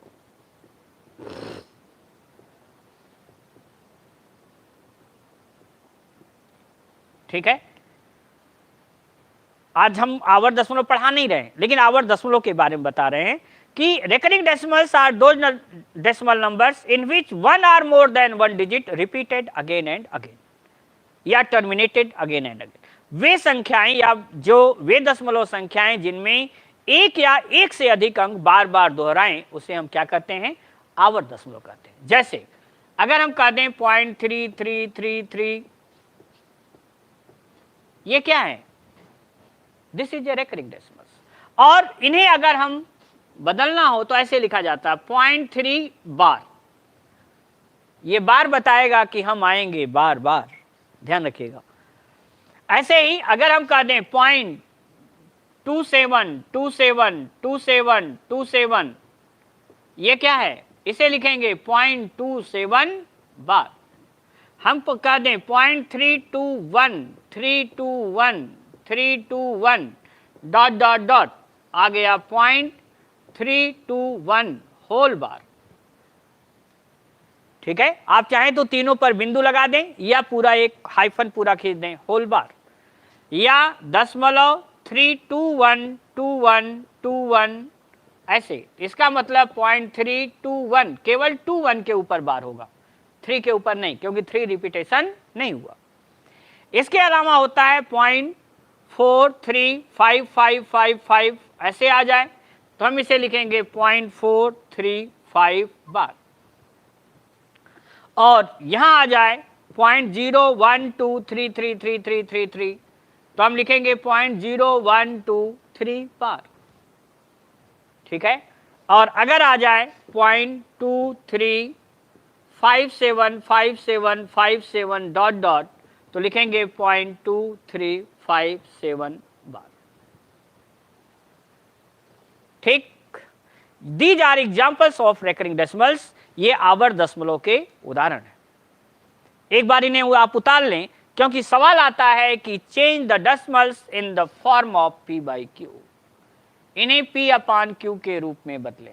अब जरा सोचिए, अगर आपको ये दे दिया जाए और पूछा जाए आइदर दे आर रेशनल और इरेशनल, कि ये परिमेय है या अपरिमेय, कुछ लोग तो अपरिमेय मार देते हैं, लेकिन ध्यान दीजिएगा, मैंने यहाँ एकदम डिस्ट्रीब्यूशन में आपको बताया था ये खानदान किस खानदान में आया था, रेशनल के, और रेशनल में बताया था डेसिमल, और इसे डेसिमल में बताया था आपको एक का सामान्य दशमलव और दूसरा आवर्त दशमलव। इसलिए यह क्या हुआ, रेशनल नंबर हुआ। क्यों, क्योंकि इसको एग्जैक्टली p बाई क्यू के फॉर्म में लिखा जा सकता है। तो एक बार पहले आप उतार लें इन्हें, फिर हम लोग बदलते हैं इन the form of p by Q. है यहाँ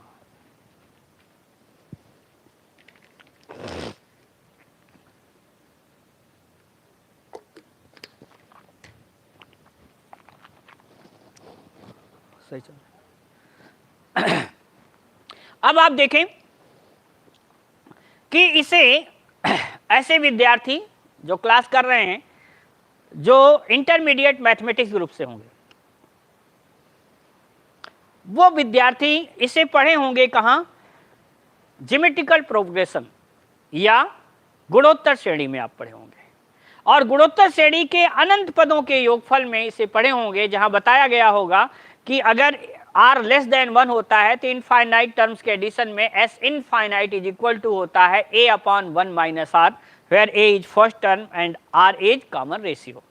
वहां आपने इसे पढ़ा होगा और बाकायदे लिखा होगा 3/10 प्लस 3/10 का स्क्वायर प्लस 3/10 का cube plus so on so fourth, 3/10 common लिया होगा, 1 plus 1/10 plus 1/10 square plus 1/10 cube plus dot dot dot dot, फिर इनफाइनाइट टर्म के एडिशन को जोड़े होंगे, फिर कैंसिल करेंगे, तब जाकर के इसका आंसर आएगा। इतना अपने पास समय नहीं है, तो इसे सॉल्व करने के लिए, और वहां तो आप अपनी अभी इसमें जीपी बना भी लिए, यहां जैसे जैसे नीचे जाएंगे आपका ज्योमेट्रिकल प्रोग्रेशन बनाने में ही हवा खराब हो जाएगी, और पता लगा कि उतने में ही समय हमारा गया। वैदिक मैथ्स आपने नाम सुना होगा, वैदिक मैथ्स में एक छोटा सा सूत्र है, एक न्यूनेन पूर्वेण, 1 लेस देन द प्रीवियस। इस सूत्र से ये चुटकियों में सवाल लगेंगे, इसलिए ध्यान रखिएगा। अगली क्लासेस हम लोग बाकायदे वैदिक मैथ्स के थ्रू लेंगे, और वैदिक गणित के आधार पर पूरे हम शॉर्टकट कैलकुलेशन रूल्स को लेते हुए एक दिन आपको केवल शॉर्टकट कैलकुलेशन पढ़ा दूंगा, और वहां से फिर आप कोई भी कठिन से कठिन कैलकुलेशन हो बड़े आराम से बहुत आसानी से आप लगाएंगे। तो ध्यान दीजिए, एक न्यूनेन पूर्वेण क्या कहता है, अगर ये 0.3 होता तो हम क्या लिखते, 3/10 लिखते ना, एक स्थान दशमलव आपने हटाया तो क्या लिखते 3/10। लेकिन यहां क्या लिखेंगे, एक न्यूनतम में 10 से एक कम 9, अगर 2 स्थान दशमलव है बटे 100 लिखते, 100 से एक कम 99, अगर 3 स्थान दशमलव है बटे क्या लिखते 1000, 1000 से एक कम क्या लिखेंगे 999। मतलब हुआ कि अगर सिंगल अंक रिपीट है अपान में सिंगल लाइन, डबल रिपीट है अपान में डबल लाइन, और अगर ट्रिपल रिपीट है तो अपान में क्या लिखना है 999। जरा सोचिए 0.3 बार क्या लिखें 3/9, आप कैंसिल कर लीजिए, 3 1 जा 3, 3 3 जा 9, उत्तर क्या आ गया 1/3। भाग देते रहिए आपको वही मिल जाएगा। ठीक है, ये अपने मिनिमम फॉर्म में आया 1/3। फिर से ध्यान दीजिए क्या किया, दशमलव और बार हटाया, क्या आया 3 आया, सिंगल रिपीट है सिंगल लाइन लिखा 1/3। यहां देखिए डबल रिपीटेशन है, क्या लिखा दशमलव बार हटाइए 27/9, 9 से काट लीजिए, 9 तिया 27, 9 से काटिए 11, उत्तर क्या आ गया 3/11। अब खुद बोलिए 321 क्या लिखें 321/999 हो गया। आप मिनिमम फॉर्म में आप देखिए इसके अंकों का योग 3 2 5 1 6 है, जब 6 है तो 3 से कट जाएगा, आप ऊपर नीचे 3 से कैंसिल कर लीजिएगा, वो अपना मिनिमम फॉर्म आ जाएगा। आप अब यहां देखिए, यहां 3 रिपीट नहीं हुआ, जो रिपीट नहीं होगा उसे घटा देंगे, 321 माइनस रिपीट नहीं हुआ कौन 3, 3 घटाइए अपान कितने रिपीट हुए 2 अंक, तो 99, एक अंक जो रिपीट नहीं हुआ वो सामान्य दशमलव का पालन किया, उतना क्या करेंगे 0। जितने रिपीट होंगे उतने पहले 9 लिखेंगे, जितने रिपीट नहीं होंगे उतना क्या लिखेंगे अपान में 0, उसके आगे 9 के आगे उतना 0 कर लेंगे। तो 321 में से 3 घटाइए, क्या आया 318/990, 8 1 9 3 12, ये 3 से भी कटेगा, ये 2 से भी कटेगा, इसका मतलब ये 6 से कटेगा, 6 से ऊपर नीचे कैंसिल करके इसको मिनिमम फॉर्म में बदल लीजिएगा।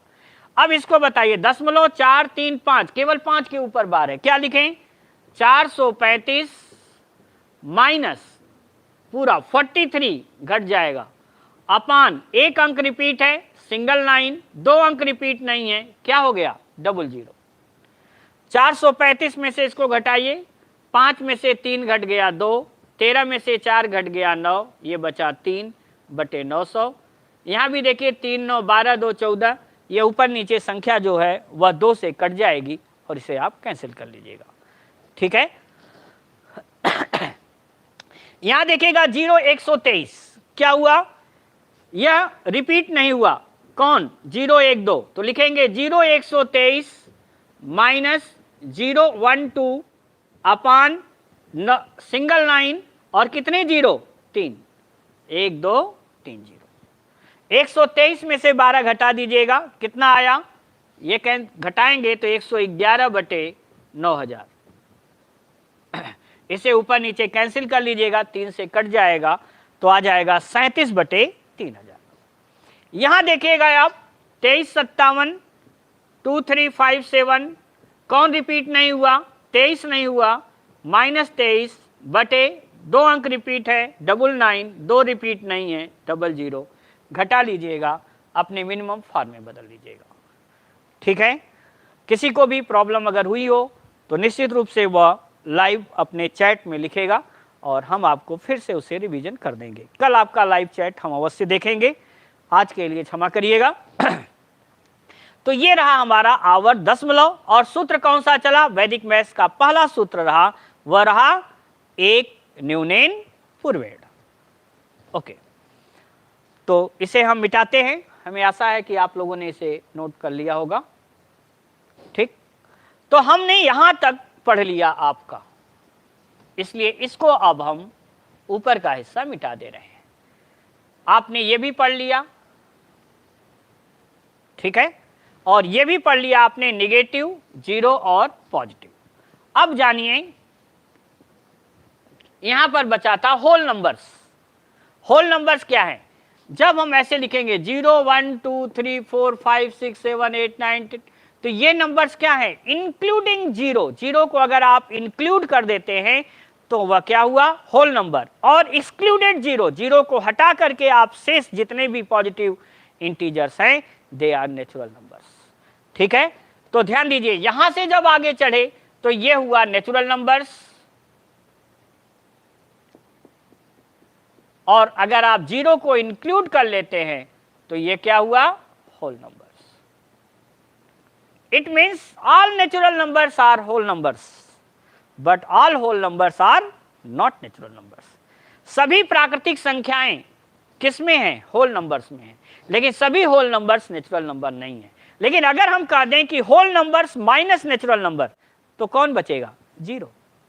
तो केवल यह जीरो है जो दोनों में डिफरेंशिएशन कर रहा है, अंतर कर रहा है।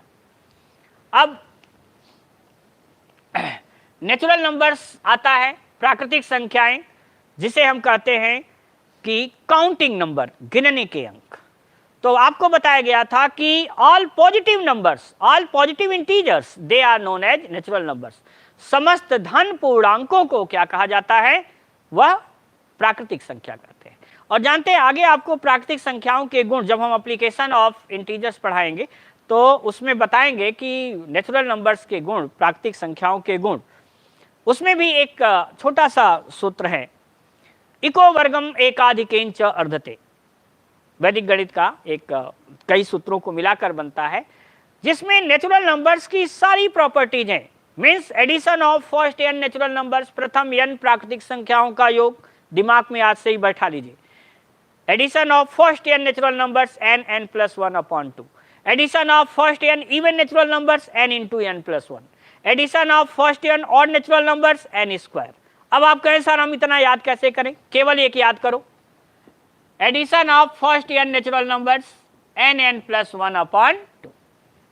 ठीक, जब addition of even natural numbers पूछे तो इवन 2 है, हटा दो, यह हो गया addition of first n even natural numbers. प्रथम एन सम संख्याओं का योग, प्रथम एन विषम संख्याओं का योग है, 1 को हटा दो, हटा दिया, n गुणे n आ गया, कितना हो गया, n स्क्वायर हो गया। ठीक, और अगर पूछा जाए कि addition of first n multiple of x, x के प्रथम n गुणजों का योग क्या होगा, सीधे यहां x लगा दो भैया, लो। ठीक है, प्रथम x के प्रथम n गुणजों का योग, addition of first n multiple of x, क्या हो गया, addition of natural numbers into x। तो 4 सूत्र तो आपके डायरेक्ट तैयार, फिर से देखिएगा, addition of first n natural numbers, इसको ढक दिया, n plus 1/2, addition of first n even natural numbers, even में इसको ढक लिया, addition of first n odd natural numbers, दोनों को हटा दिया, n इंटू n स्क्वायर हो गया, और addition of first n multiple of x n plus 1/2 और इंटू क्या हो गया, x। 4 सूत्र तो ऐसे ही तैयार हो। 5वां सूत्र होता है, हमने जो पहले ही बताया, क्या था, वह है addition of square of first n natural numbers, प्रथम n प्राकृतिक संख्याओं के वर्गों का योग, यावदूनम तावदूनी कृत खष्टम च भाज्यते। यह नहीं, n प्लस 1 ही नहीं, इनके दूने से भी अधिक लो। तो कितने भागों में बंटना है उसे, 6 भागों, n प्लस 1 2n प्लस 1/6। अब जो लोग पीसीएस दिए हों तो वह पूछा गया था, सवाल देखिएगा कि n प्लस 1 2n प्लस 1 सदैव किस प्राकृतिक संख्या से पूर्णतया विभक्त होगा, किससे विभक्त होगा, 6 से। ठीक है, किससे, 6। वह हम आपको डिवीजन में पढ़ाएंगे, एप्लीकेशन ऑफ डिवीजन में, कि कैसे निकाला जाता है। n की जगह 1 रख देते हैं तो 1 इंटू 1 प्लस 1 2 2 1 जा 2 एंड 1 3 1 इंटू 2 इंटू 3 वो आ जाता है 6। तो this is the addition of square of first n natural numbers. और यही पूछा जाता है addition of cube of first n natural numbers, प्रथम n प्राकृतिक संख्याओं के घनों का योग। घनों का योग क्या है, बस इसी का स्क्वायर कर लीजिए, n प्लस 1/2 का whole square. This is the addition of cube of first n natural numbers, प्रथम n प्राकृतिक संख्याओं के घनों का योग है। तो हमें आशा है कि आपको यह समझ में आया होगा। और चूंकि हम कल इस पर डिस्कस करेंगे इसलिए एक एक पॉइंट फिर से लेंगे। आपके 5 सूत्र हुए, 6 सूत्र हुए, कैसे सुनिएगा। प्रथम n प्राकृतिक संख्याओं का योग क्या हुआ, 1 + 2 + 3 + 4 + dot dot plus n n + 1/2। Addition of first n even natural numbers 2 + 4 + 6 + 8 n terms अगर हैं तो n × n + 1। Addition of first n odd natural numbers 1 + 3 + 5 + 7 n terms हैं n × n that is n²। Addition of first n multiple of x into n + 1/2। Addition of square of first n natural numbers n plus 1 into 2n + 1/6 और addition of cube of first n natural numbers n + 1/2 जो पहला ही सूत्र बताया उसका क्या है, whole square है। हमें पूर्ण उम्मीद है कि आपके समझ में आ गया होगा। इसके बाद बात आती है कि वह आपको हमने बांटा था नेचुरल नंबर्स कितने भागों में, 2 भागों में, और क्या क्या था, one of them is even and other is odd. एक सम है और दूसरा विषम है। इवन नंबर्स आप जानते हैं कि जो संख्याएं 2 से विभक्त होती हैं, all those numbers which are perfectly divisible by 2 they are known as even numbers and all those numbers which are not divisible by 2 are known as odd numbers. जो संख्याएं 2 से विभक्त हों वे सम हैं, जो 2 से विभक्त नहीं हो वे क्या हैं, विषम है। इसके बाद बात आती है इवन नंबर्स। हमने बताया था 2 भागों में बटा था, वह था प्राइम और कंपोजिट। वे संख्याएं जो एक और स्वयं के अलावा अन्य किसी से पूर्णतया विभक्त नहीं होती हैं वो क्या हैं, अभाज्य हैं। जो एक और स्वयं के अलावा अन्य किसी से विभक्त हो जाती हैं वो क्या हैं, अभाज्य हैं। और ऑड नंबर्स में हमने 3 प्रकार के बताए थे। एक था ऑड नंबर्स, यह था भाज्य, अभाज्य और क्या था, 1। बताया था कि 1 is neither prime nor composite but this is the least odd natural number. एक न तो भाज्य है न ही अभाज्य है बल्कि यह सबसे छोटी विषम प्राकृतिक है। तो यहां सबसे ज्यादा सवाल किससे पूछा जाता है, अभाज्य संख्याओं से पूछा जाता है, वह है प्राइम नंबर से। तो देखिएगा अभाज्य संख्याएं कौन कौन हुई, 2, 3, 5, 7, 11, 13, 17, 19, 23, 29, 31, 37, 41, ये सब क्या है, these are prime numbers. And you have to know that till 100 तक कुल 25 अभाज्य संख्याएं होती हैं, जिसमें 1 से 50 तक 15 अभाज्य संख्याएं और 51 से लेकर 100 तक शेष 10 हैं। मतलब याद रखिएगा, from 1 to 100 there are 25 prime numbers and from 1 to 50 there are 15 prime numbers. 1 से 100 तक कुल 25 अभाज्य संख्याएं होती हैं, जबकि 1 से 50 तक कुल कितनी अभाज्य संख्याएं हैं, 15 अभाज्य संख्याएं हैं। ठीक है, इस पर सवाल आपके आएंगे हमेशा। अभाज्य संख्याओं में पीसीएस प्री में पूछा जा चुका है सवाल कि find the average of first 5 prime natural numbers. और एक बार तो मजे की बात बताएं कि हिंदी में दूसरा सवाल था और इंग्लिश में दूसरा था। हिंदी में था कि प्रथम 5 अभाज्य संख्याओं का औसत ज्ञात करें, और इंग्लिश में था पीसीएस में ही कि find average of first 5 odd prime numbers. दोनों के उत्तर अलग हो जाएंगे देखिए, लेकिन अब आप जानते हैं कि अगर ऐसी स्थिति आती है तो इंग्लिश वर्जन को ही सही माना जाता है, इसलिए कभी आपका उत्तर गलत आए तो एक बार इंग्लिश वर्जन को भी जरूर देखिएगा। तो क्या कहा गया, find the addition of first 5, find the average of first 5 prime natural numbers. तो क्या हुआ, 5, 1, 2, 3, 4, 5 यहां तक का हो गया। तो प्रथम 5 अभाज्य संख्याओं का औसत 2 + 3 + 5 + 7 + 11 जोड़ लीजिए, 2, 3, 5, 5, 10, 7, 17, 11, 28/5 कितना आ जाएगा, 5.6 आ जाएगा। 5 × 5 = 25, 3, 5 × 36। लेकिन अगर यही सवाल ध्यान रखिए, प्रथम 5 विषम अभाज्य संख्याओं का औसत पूछ दिया जाए तब किसको लेंगे, यहां से चलेंगे 3, 5, 7, 11 और कहां तक पहुंच जाएंगे, 13 तक। तो 3 + 5 + 7 + 11 + 13/5 हो जाएगा। ये प्रथम 5 विषम अभाज्य संख्याओं का औसत होगा। ठीक है, तो ये तो अभाज्य संख्याओं संबंधी प्रश्न हुए। इनके अलावा आपसे पूछा जाता है कि युग्म अभाज्य क्या है और सह अभाज्य क्या है। सह अभाज्य ध्यान रखिएगा, जो कहते हैं को प्राइम नंबर्स। सहअभाज्य या को prime numbers.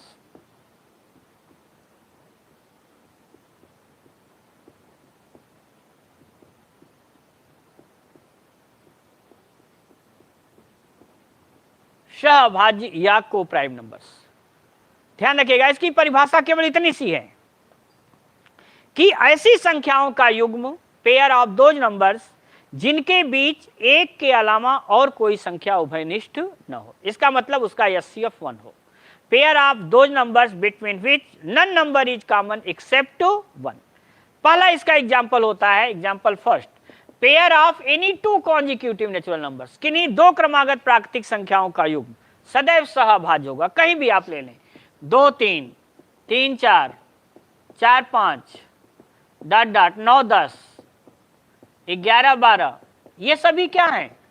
All these are को प्राइम्स, ये सभी सहअभाज्य हैं। अब आप जरा देखिए, क्योंकि आपको जब अभाज्य उसमें लिखा गया ना, तो आपके दिमाग में एक चीज आ जाता है कि इसका मतलब जो पेयर होगा उसमें दोनों क्या होंगे? अभाज्य होंगे। ये गलत है। आप जरा देखो इस पेयर को, 9 क्या है? भाज्य है, 3 से कटेगा।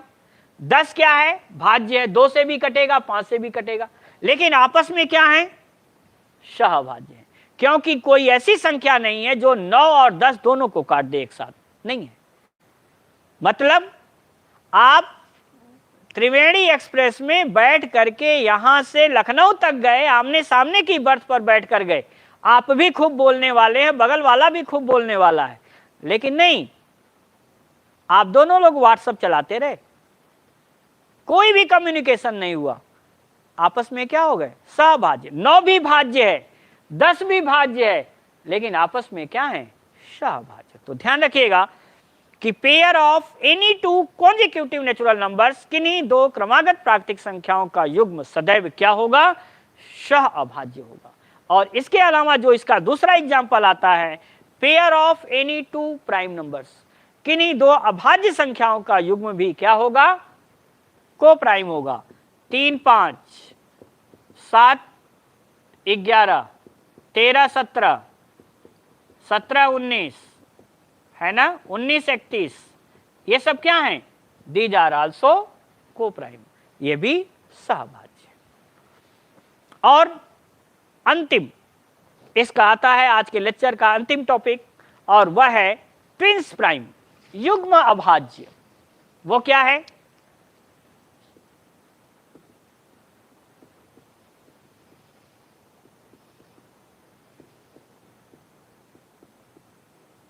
ट्विंस प्राइम,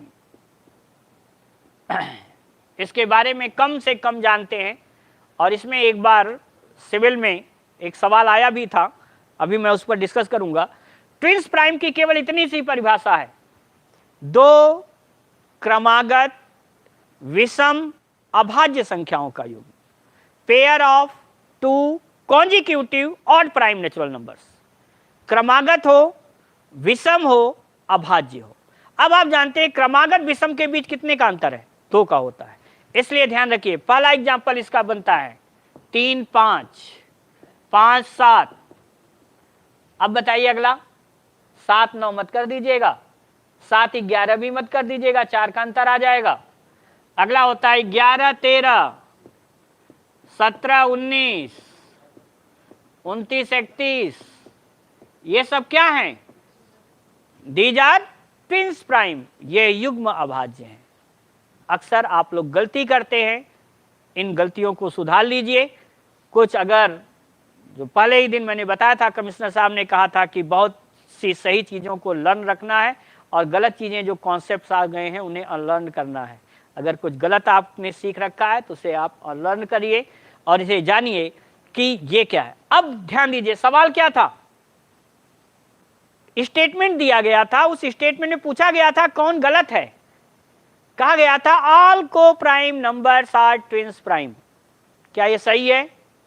गलत। All twins prime are coprime, सभी युग्म अभाज्य सहअभाज्य हैं, सही है। देखिए ये जितने हैं इनमें एक के अलावा कोई संख्या कॉमन नहीं है।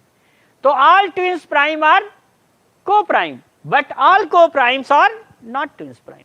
सभी युग्म अभाज्य सहअभाज्य होते हैं, किंतु सभी सहअभाज्य युग्म अभाज्य नहीं होते। ठीक है, तो ये रहा पूरा, केवल आज हमने आपको पढ़ाया डिस्ट्रीब्यूशन ऑफ नंबर्स, संख्याओं का वितरण, और कुछ भी नहीं पढ़ाया। लेकिन इतने से ही आपके बहुत सारे कॉन्सेप्चुअल क्वेश्चंस कल हम आपको बताएंगे कि अब तक इतने केवल एक लेक्चर से, 1.5 घंटे के लेक्चर में कितने सवाल पीसीएस में और आईएएस में इससे आए। उन क्वेश्चंस को लेते हुए कल की क्लास को हम आगे बढ़ाएंगे। आज के लिए इतना ही, बहुत बहुत धन्यवाद। जय हिंद, जय भारत।